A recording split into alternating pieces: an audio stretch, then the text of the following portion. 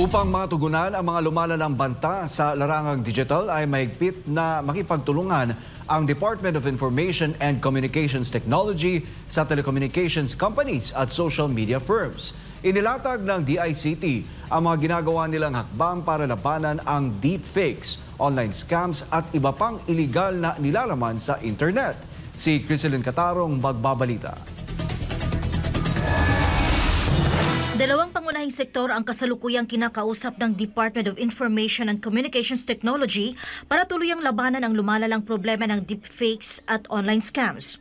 Ayon kay DICT Secretary Henry Aguda, una rito ang telecommunications companies na may hawak ng infrastruktura kung saan dumadaan ang mga nilalaman sa internet. Anya, nakipagpulong na ang ahensya sa mga telco upang bumuo ng isang unified dashboard, isang sistema kung saan real-time na makikita ang mga illegal na website upang agad itong matanggal. Ipinaliwanag niya na kapag naipasa na ang IP address o domain ng isang illegal na site, ito ay dapat agad tanggalin ng walang pagkaantala.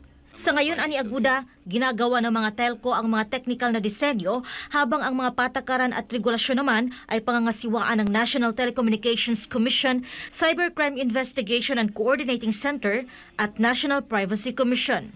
Kasi dati ang problema ng telco, baka mag-violate daw sila ng privacy. So sinama na namin si NPC dyan. So this month matatapos yung aming final design.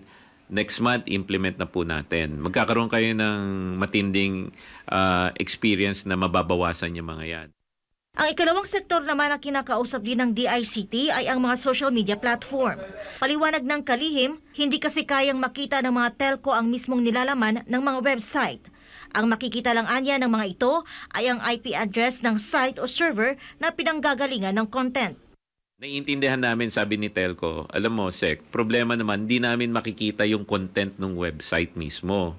For obvious reasons. Ayaw nyo naman na pag naglagay kayo ng website, nababasa ng Telco. So, ang makikita lang nila yung IP address. Enough na yon, matatanggal na marami doon. Sinabi ni Aguda na patuloy ang DICT sa pakikipag-ugnayan sa malalaking social media companies upang maipatupad ang mga mekanismong gaya ng geoblocking o geolocking na siyang ginagamit sa mga streaming platform upang kontrolin ang content na nakikita ng mga gumagamit.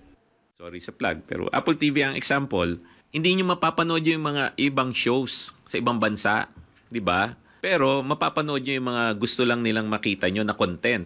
So may way sila para ma-manage yung content.